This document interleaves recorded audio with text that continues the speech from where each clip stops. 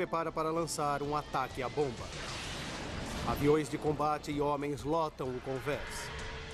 Então, um incêndio irrompe em um caça a jato. Segundos mais tarde, a popa do navio é sacudida por uma série de fortes explosões. Todos se apavoraram. A visão era terrível. Enquanto o incêndio se alastrava, a tripulação começou uma luta desesperada para salvar o navio. 17 horas mais tarde, 134 homens estão mortos. Mas o que causou essa terrível perda de vidas? Hoje, um dos principais investigadores navais reabre o relatório de um dos mais famosos desastres da história militar americana. Usando simulações de computador, revelaremos o que realmente aconteceu a bordo do USS Forrestal. Desastres não acontecem por acaso. Eles são uma cadeia de eventos inevitáveis. Descubra as pistas e acompanhe a contagem dos segundos fatais antes do desastre. Segundos fatais. Explosão no porta-aviões. Sudeste Asiático. Vietnã do Norte. Julho de 1967. Os Estados Unidos estão atolados em uma confusa guerra terrestre no Vietnã do Norte. A contagem de vítimas aumenta rapidamente. Até agora, mais de 6.600 soldados americanos morreram no conflito. O presidente Lyndon Johnson quer terminar o conflito. Na busca pela vitória, ele aumentou o número de bombardeios. Mas a guerra está a milhares de quilômetros do solo americano. E bombardeiros precisam de bases. Vitais para a nova estratégia são os porta-aviões da Marinha dos Estados Unidos. Essas poderosas máquinas de guerra podem lançar um ataque estando a centenas de quilômetros da costa. A maior delas está navegando para sua primeira missão no Vietnã, o USS Forrestal. Sua construção custou 189 milhões de dólares e ele tem uma tripulação de 5.400 homens. Seu convés de voo é vasto e, se posto na vertical, ele chegaria ao 80º andar do Empire State Building. O Forrestal equivale a 4 acres do território americano e está apto a ir a qualquer lugar do mundo. 29 de julho, 8 da manhã. O navio chegou ao Golfo de Tonkin, a 160 quilômetros do litoral do Vietnã do Norte. Ele está ancorado aqui há 5 dias, lançando bombardeios contra os Vietcongs. Estas águas são perigosas. 3 anos antes, o fogo inimigo atingiu um navio de guerra a poucos quilômetros daqui. No caso de um ataque, o navio tem 8 canhões de 120 milímetros e com alcance de 22 quilômetros. O responsável por essas armas é o suboficial Milt Crutchley. Homens preparados? Milt é de Frederick, Maryland. Tem apenas 20 anos e comanda 2 marinheiros juniores. Até agora, para ele, a guerra está tranquila. Nos 2 anos e meio que estive no Forrestal, nunca precisei disparar os canhões, nem para defender o navio. Mas a guerra de Milt vai mudar dramaticamente.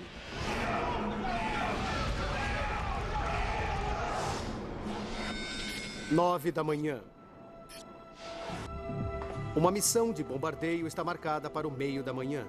Os pilotos escolhidos para a segunda missão recebem as instruções. Um deles é o Tenente Júnior David Olahyde. Em sua cidade, na Flórida, David, de 25 anos e solteiro, tinha uma vida social agitada. Mas a disciplina da Marinha o fez entrar nos eixos. Eu entrei para a Marinha para ser aviador. E eu amadureci nela.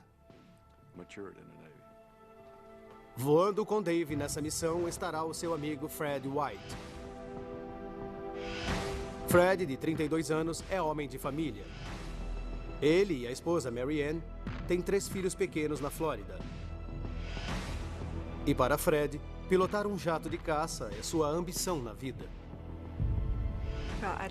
Gostaria de pensar que seu amor por mim era maior, mas ele amava muito voar. Era o seu sonho realizado. O comandante do esquadrão instrui Dave, Fred e os outros pilotos sobre a missão.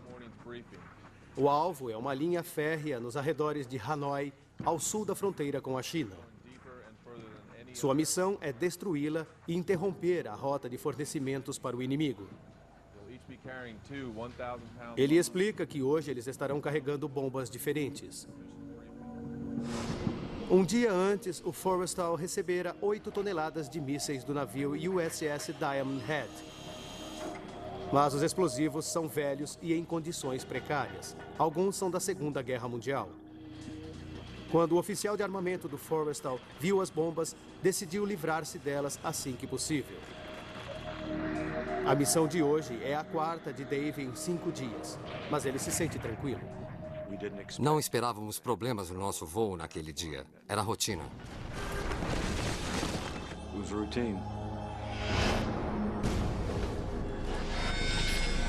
10h30 da manhã. Dave Dolarhyde e Fred White cruzam o convés de voo para seus aviões. O convés fervilha com a atividade das equipes de voo preparando 27 caças a jato para a missão, carregando-os com combustível e mísseis. O convés de um porta-aviões é o ambiente de trabalho mais perigoso do mundo. E um passo mal dado pode fazer um homem ser sugado por um motor, ou soprado para o mar pela exaustão de um jato. O navio também é um arsenal flutuante, cheio de uma mistura mortal de fortes explosivos e combustível. No caso de um incêndio, um homem é responsável. É ele o chefe dos bombeiros, Gerald Ferrier, que está encarregado da Frente de Reparos 8, uma unidade de emergência composta de bombeiros especialmente treinados.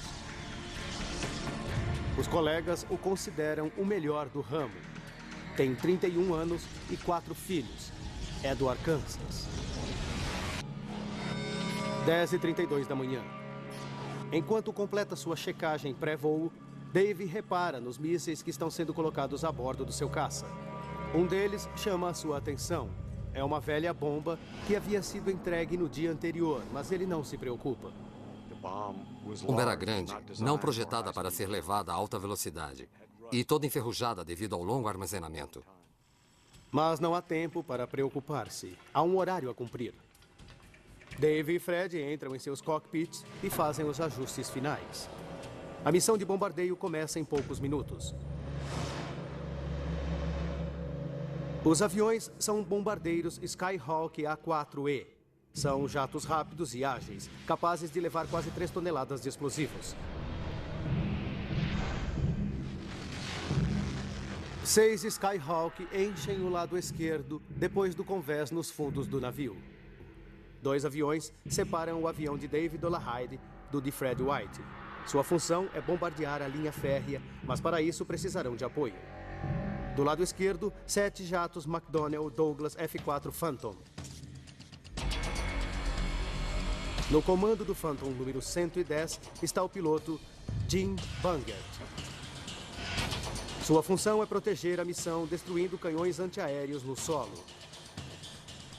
O Phantom é 2 vezes mais veloz que o Skyhawk e está armado até os dentes. Entre suas armas há 24 foguetes Zuni, encasulados do outro lado da fuselagem. Com velocidade máxima de 2.600 km por hora e um alcance de 8 km, cada Zuni de 2 metros carrega uma força devastadora.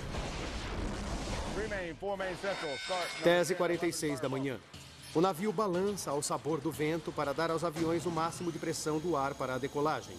As catapultas a vapor do Forrestal lançam os 2 primeiros aviões ao ar. Eles aceleram de 0 a 240 km por hora em 3 segundos. Um cameraman grava a ação. A Marinha usa a filmagem para ajudar o treinamento e melhorar a segurança. 10h51 da manhã. Os aviões ganham força por meio de geradores móveis, enquanto a tripulação do convés arma os mísseis e os pilotos fazem a checagem final. 10h51 e 21 segundos. Dave Dolarhyde e Fred White se preparam nas catapultas. De repente, um clarão e um ruído forte. Combustível de jato se derrama pelo convés de voo, se espalha rapidamente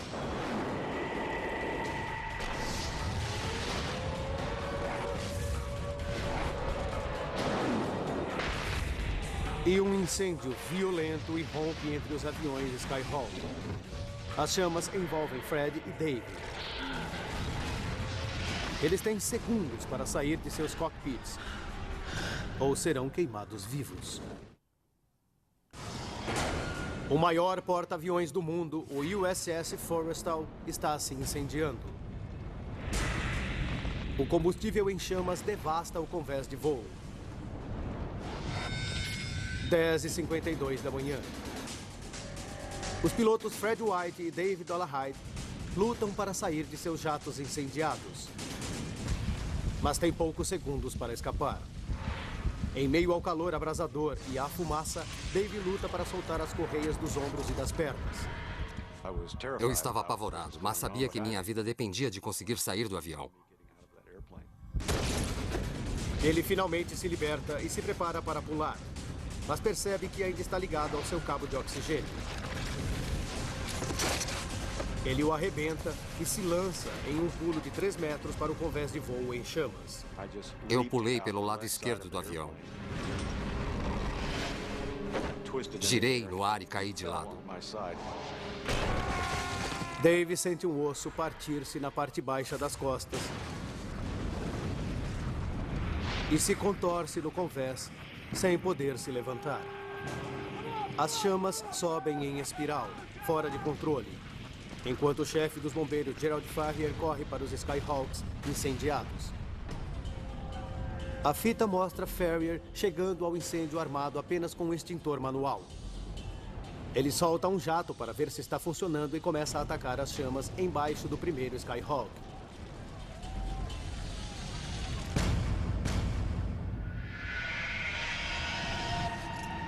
Dave Dolarhyde jaz indefeso no convés. O fogo avança para ele, que não pode se mover.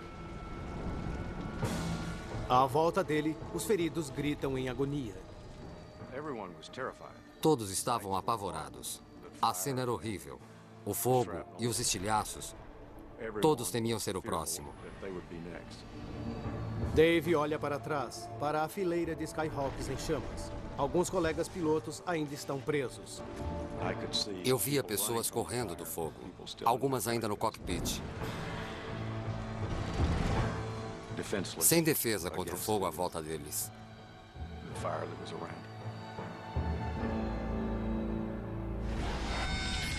10h52 e 55 segundos da manhã. 94 segundos após o início do incêndio, Gerald Farrier e seus homens ainda combatem as chamas. Uma violenta explosão sacode o Forrestal. A onda de choque é tão intensa que causa uma rápida interrupção na câmera do navio.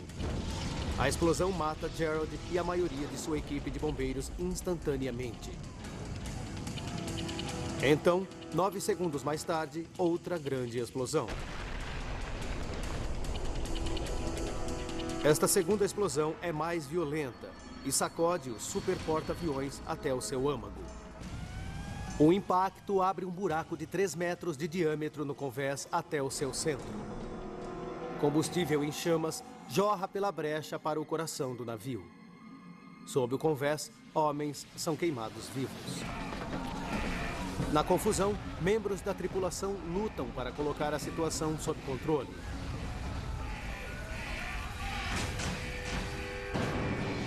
Dez horas, 55 minutos e 20 segundos da manhã.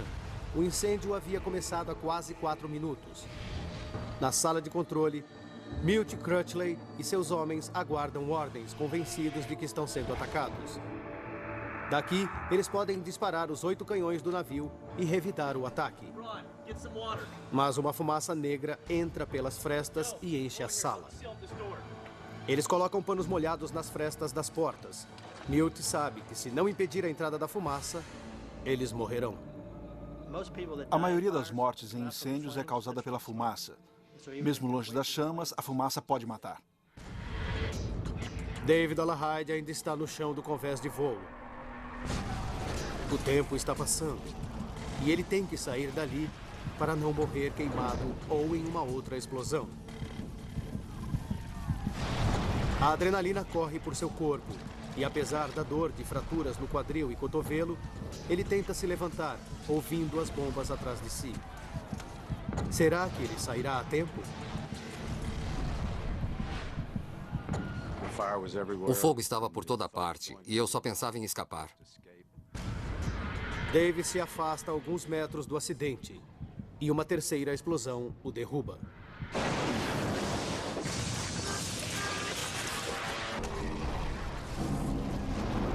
Outras 4 explosões acabam com a parte de trás do navio.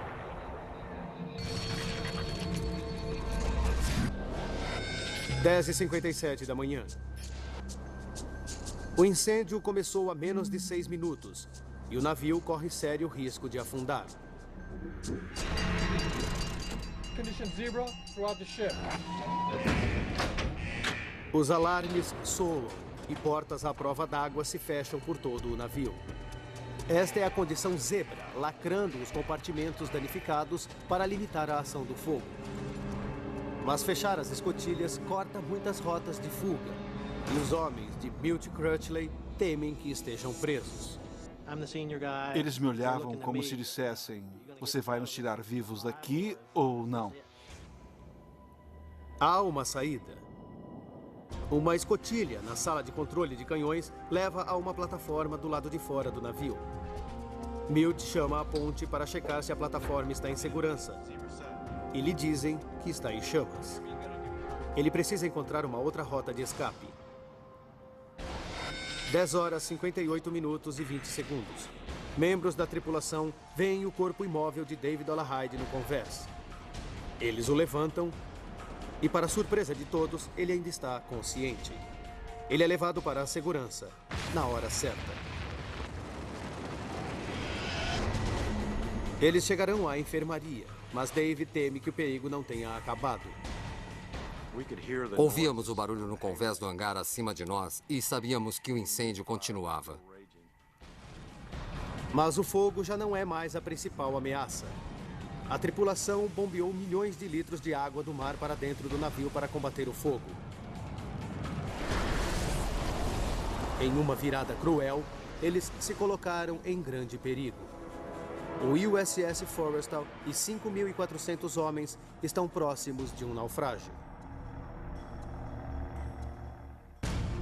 O porta-aviões USS Forrestal está em situação crítica. Está adernando perigosamente e os marinheiros lutam contra o fogo acima e abaixo do convés. O suboficial Milt Crutchley está preso na sala de controle dos canhões com sua equipe de 2 homens. Enquanto a fumaça densa e negra enche o local, eles se deitam no chão, buscando os últimos vestígios de ar. Dizem que não há ateus em trincheiras e também não há ateus em navios em chamas. Então eu rezava para Deus me tirar de lá. Milt enfrenta um dilema de vida ou morte. Se eles ficarem, a fumaça os matará. E se saírem pela escotilha para a plataforma dos canhões, o risco seria o de morrerem queimados.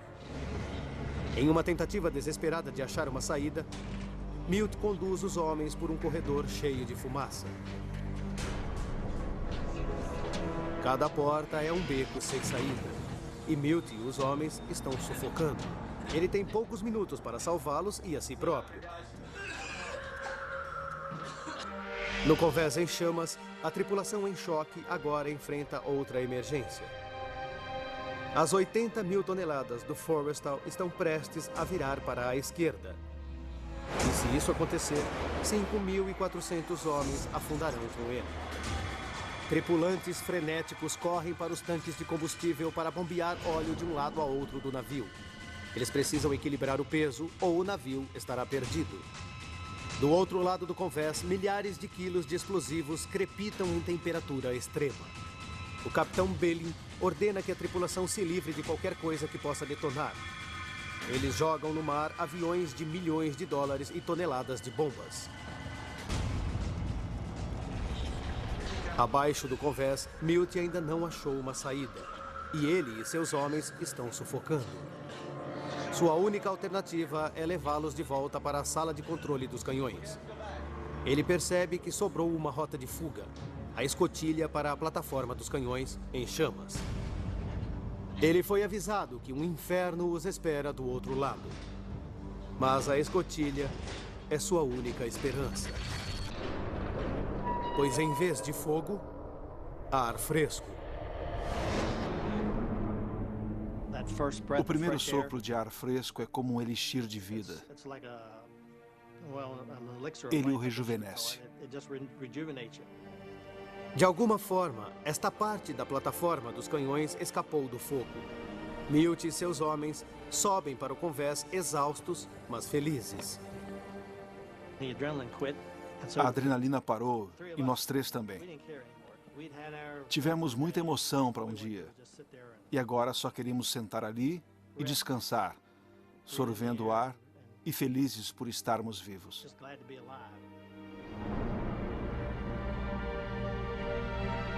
11h40 da manhã, 48 minutos após a primeira explosão. Finalmente, a tripulação apaga o incêndio do convés de voo. Eles bombeiam óleo suficiente para corrigir o adernamento do navio. Mas levarão 16 horas para extinguir o fogo sob o convés. Às 4 da tarde do dia seguinte, o comandante do Forrestal, o capitão Billing, faz um anúncio à tripulação. Quero que todos saibam que o Forrestal está a 25 nós de novo. Ao final de 17 horas de inferno, 134 homens estão mortos. O porta-aviões inicia uma jornada de uma semana para uma base americana nas Filipinas para reparos de emergência. E a missão do navio no Vietnã acabou passados apenas 5 dias. A Marinha precisa descobrir o que exatamente causou o desastre.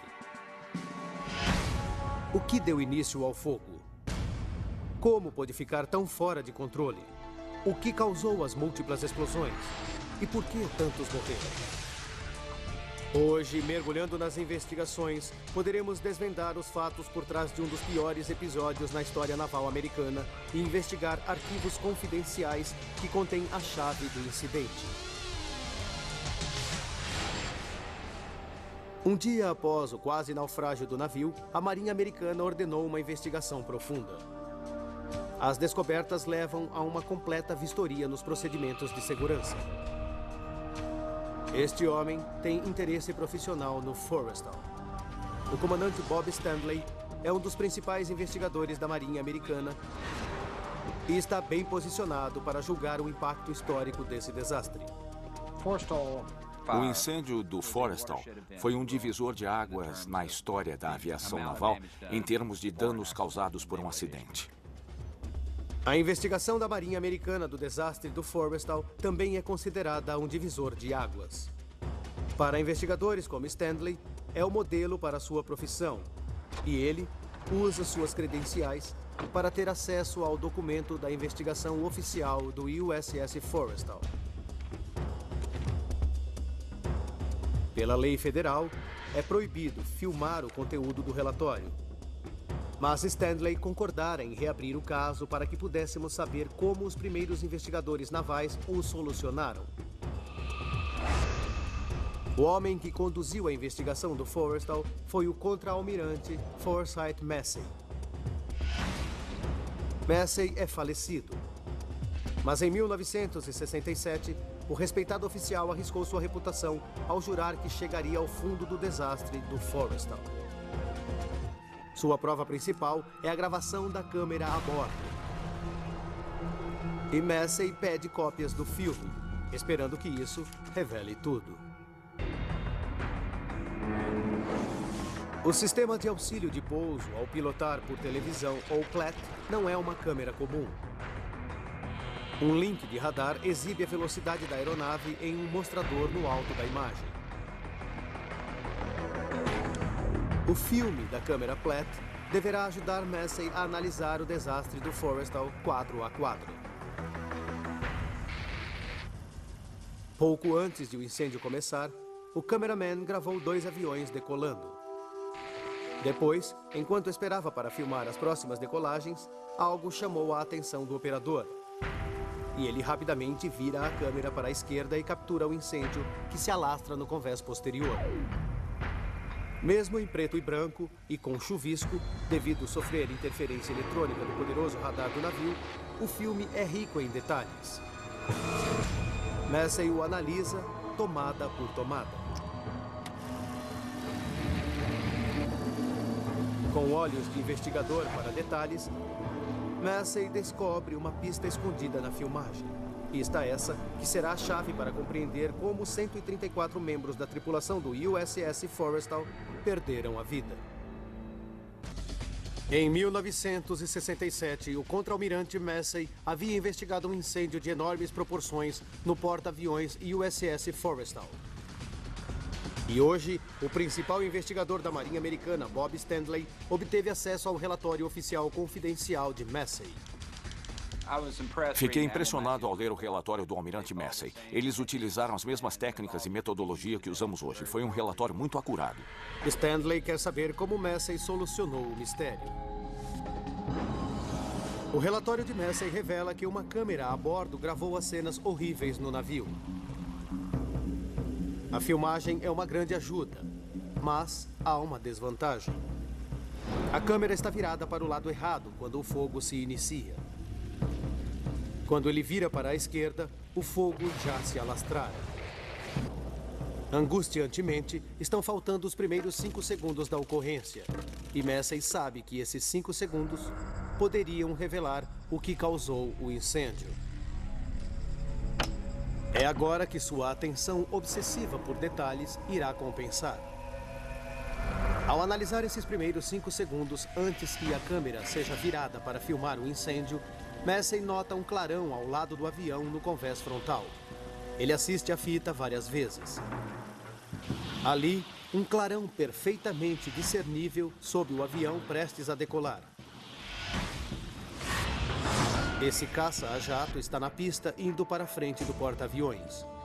Mas as ações dos homens não combinam com o que parece estar acontecendo bem à sua frente. Um deles se vira e aponta, não para o clarão, mas na direção oposta, para a traseira do navio. Massey está confuso. Os homens não reagem ao clarão que está diretamente à frente deles. Por que não? Ele volta às entrevistas com a tripulação do convés. Eles confirmam terem visto um clarão, mas o viram perto dos Phantoms na traseira e à esquerda no navio, na extremidade oposta ao clarão do convés que Massey tinha notado. Não fazia sentido. Então, ele vê alguma coisa. De repente, ele percebe que esteve procurando no lugar errado. A resposta não está na filmagem, mas na câmera Platt que a realizou. Ele descobre que a câmera Platt está rodeada por um plástico transparente aqui na parte do navio, conhecida como ilha. O plástico fica na frente da lente da câmera para protegê-la da poeira e escombros. Massey desenvolve uma nova teoria. O clarão é, na verdade, um reflexo. Ele acredita que, como a câmera estava filmando através de plástico curvo, ela capturou o reflexo de um clarão que aconteceu em algum outro lugar do navio. Se a sua teoria estiver correta, esse clarão é um reflexo do início do incidente. Será que essa pista resolveria o mistério? Para descobrir, Massey consegue um teste óptico. Ele organiza uma equipe de homens com dispositivos de flashes, posiciona-se atrás da câmera Platt e estuda os reflexos dos clarões no plástico.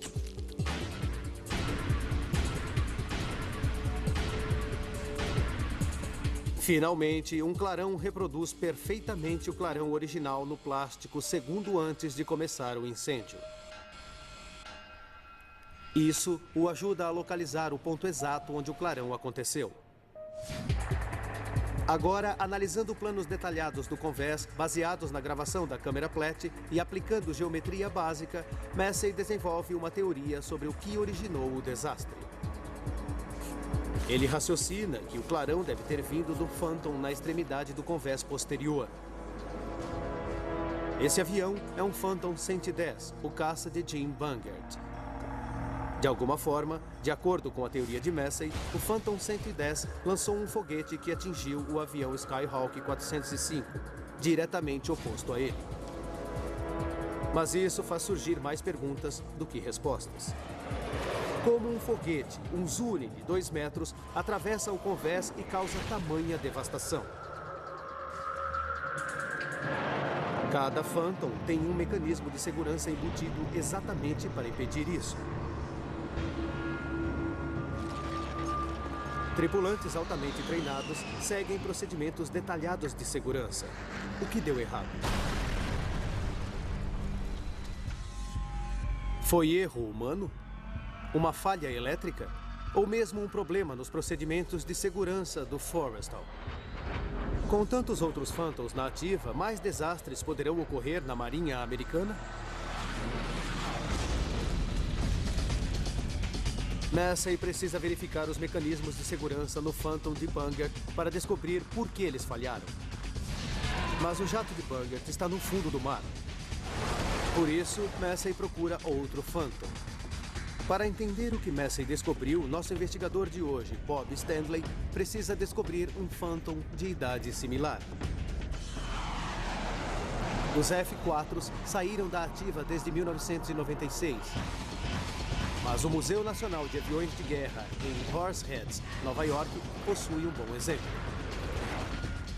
Está preparado para a ação como o que Bungert pilotava. Cada base de lançamento se conecta aos controles do cockpit por meio de um circuito elétrico. Quando o piloto aperta o botão disparar em seu joystick, manda um sinal para a base que lança o foguete. Mas no convés de um porta-aviões, isso seria impossível, devido a um fato simples. Como medida de segurança, bases de lançamento são conectadas eletricamente ao cockpit segundos antes da decolagem. Somente quando o avião está na catapulta, a tripulação do convés apronta a base de lançamento para combate. Membros da tripulação removem um pino de segurança da base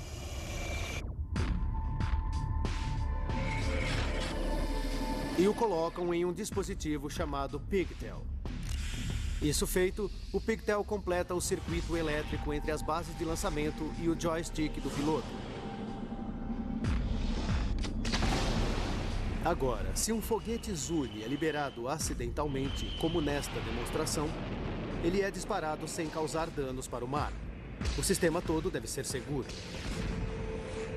Então, por que os procedimentos de segurança falharam desta vez? Massey fez uma descoberta. Os pinos de segurança não são nada seguros. Quando estão em posição, os pinos de segurança agem como um fusível. E Massey descobre que ventos fortes no convés podem puxar as fitas dos pinos, arrancando-os dos orifícios. A tripulação chegou a achar alguns no chão do convés e a investigação de Massey estabelece que havia ventos fortes no dia do incêndio. Para este pino ser eficaz, é preciso que esteja totalmente no lugar. Em condições de vento forte, como naquele dia, a 32 nós, os pinos saíram parcialmente e outros completamente. Massey acredita que no dia do desastre, o pino de segurança tinha sido arrancado de sua posição na base de lançamento. Mas havia um mecanismo de segurança backup, o Pigtail. Somente quando o Pigtail está plugado, o foguete pode ser lançado. Por isso, a tripulação é instruída a plugá-lo apenas segundos antes da decolagem. Em entrevistas com tripulantes, Massey descobre exatamente por que um foguete Zuni disparou. A investigação de Massey o faz voltar algumas semanas para a viagem do Forrestal ao Vietnã. Durante missões de treinamento, os pilotos discutiram sobre plugar o Pigtail enquanto o avião está na catapulta, porque isso retardava as operações.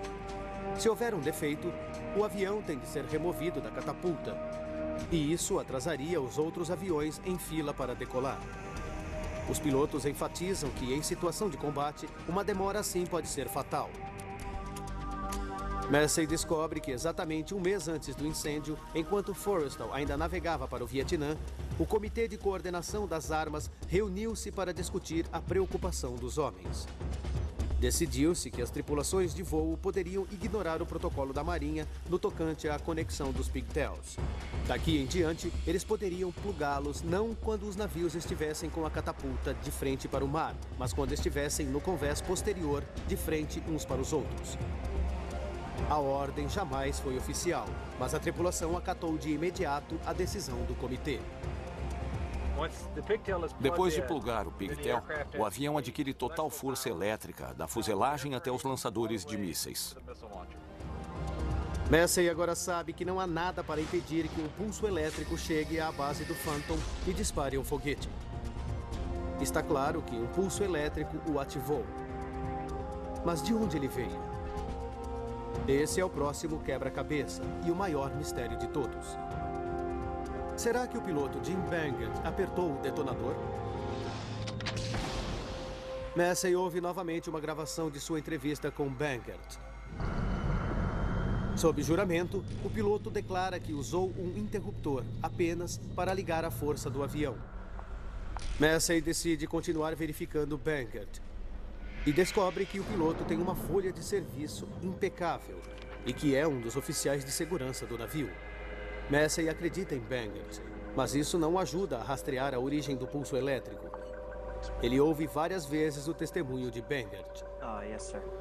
Sim, senhor, eu liguei o motor esquerdo, senti um solavanco e... Subitamente, ele faz a ligação. Um aumento de energia. Ele sabe que os jatos do Forrestal têm de ser alimentados por uma fonte externa antes de decolar. Depois que o gerador móvel alimenta o avião, Bankert precisa girar o interruptor no cockpit para mudar o fornecimento de energia de origem externa para o sistema interno. Massey se dá conta de que este é o momento principal. Quando ele moveu o interruptor para ligar, o míssil foi disparado. A alteração da fonte de energia desajustou-se por um breve momento, provocando o aumento de energia. No momento preciso em que Bankert vira o interruptor, uma chuva de correntes elétricas dispersas espalha-se pelo avião. Uma delas acha o caminho para o circuito que conecta o joystick a uma das bases de lançamento.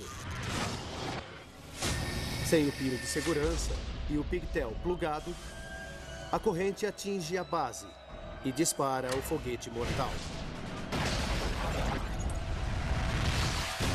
56 quilos de explosivos cortam o convés e causam o desastre.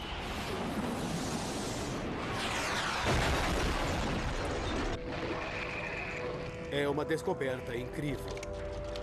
O contra-almirante Massey agora sabe o que causou o incêndio. Mas ele tem urgência em descobrir por que o fogo se alastrou com tanta rapidez. Incêndios são um risco comum no convés de todo porta-aviões.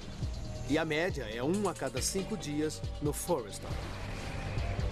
Equipes de bombeiros altamente treinadas e bem equipadas estão a bordo para extinguir rapidamente esses incêndios.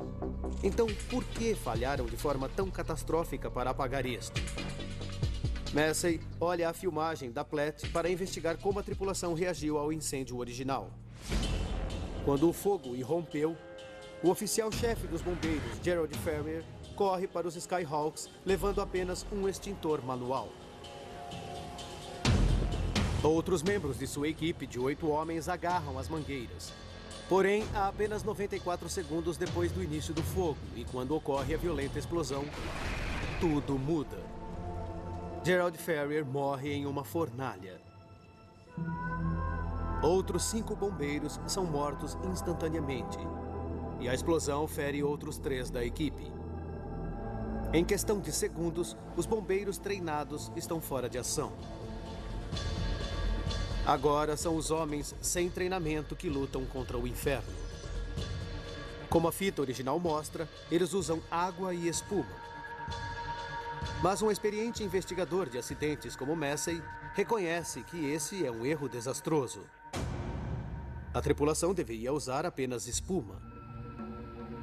A combinação de espuma e água simplesmente não resolve quando o incêndio é de combustível.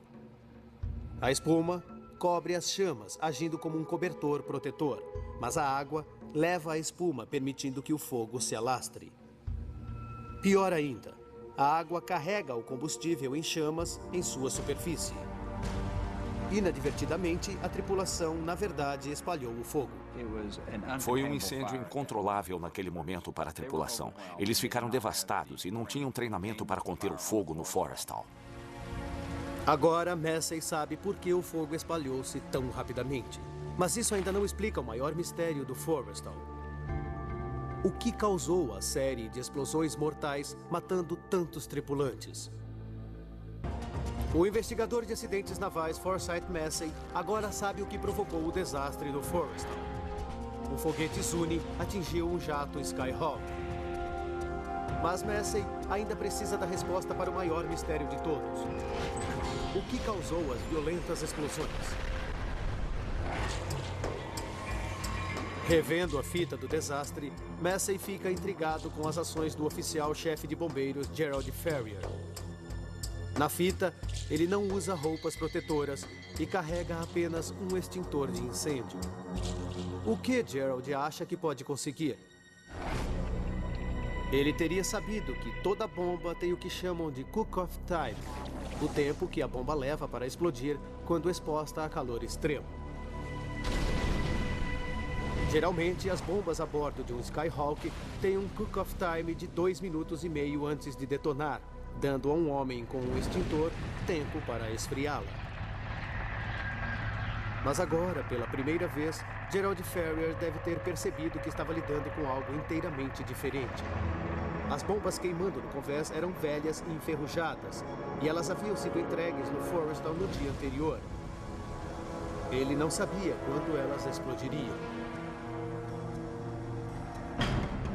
O investigador atual, Bob Stanley, chama um perito em explosivos para comparar os cook-off times dessas armas velhas com os das modernas bombas geralmente carregadas pelos Skyhawks. Seus testes são reveladores. O cook-off time da bomba mais velha é mais de 1 minuto menor que o da munição moderna. Quando Ferrier chegou às bombas, uma delas estava aberta e incandescente. Ele grita para os homens se salvarem, pois deve ter percebido que elas explodiriam segundos depois.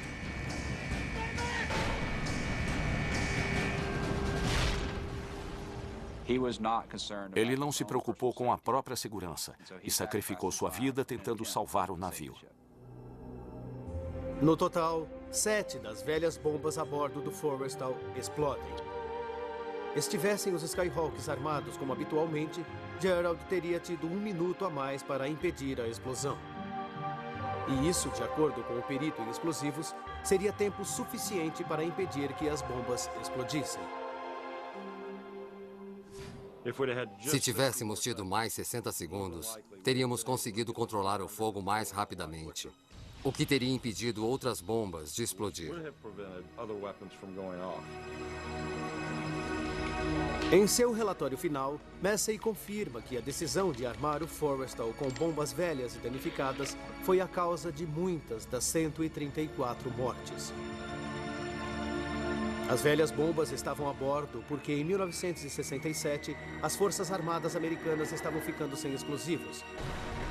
E, apesar disso, o governo estava aumentando o número de missões de bombardeio no Vietnã. Assim, tomou-se a decisão fatídica de armar o Forrestal com essas bombas mais velhas e voláteis.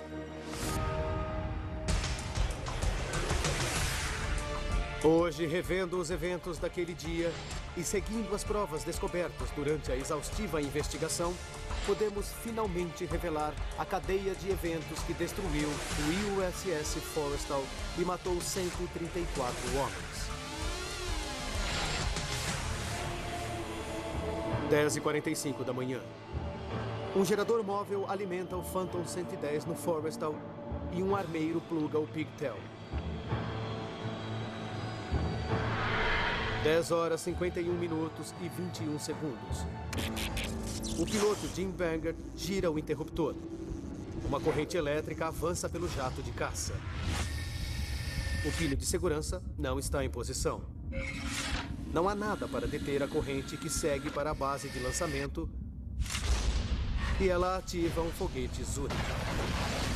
O foguete cruza o convés posterior do navio a toda velocidade.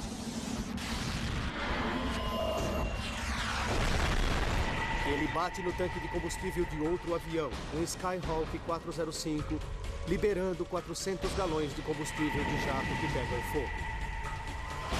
O impacto do foguete derruba duas velhas bombas enferrujadas da base de lançamento do jato.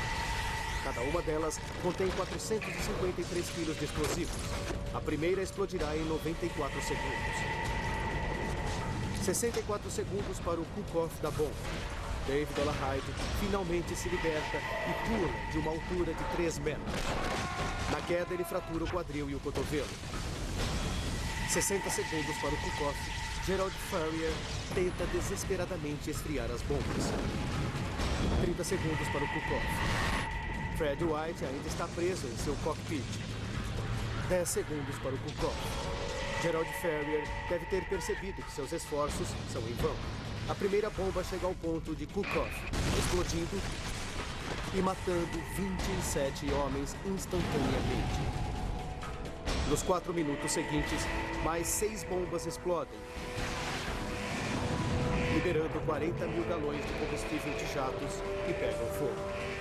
O combustível em chamas jorra sobre rachaduras no convés, penetrando na área de dormitório abaixo, matando 91 homens. Dos 134 mortos, 18 corpos jamais foram recuperados. Como resultado direto da catástrofe do Forrestal, a Marinha Americana tomou medidas decisivas para assegurar que um desastre como esse nunca mais se repetisse. Os procedimentos de segurança são completamente revistos em todos os porta-aviões. Velhas bombas são substituídas por outras mais novas, e treinamento de incêndio são obrigatórios para todos os tripulantes. Um novo centro de treinamento de incêndio foi construído na Virgínia, nos Estados Unidos, e leva o nome do homem que deu a vida tentando salvar o USS Forrestal, Gerald Ferrier. Versão Marshmallow São Paulo.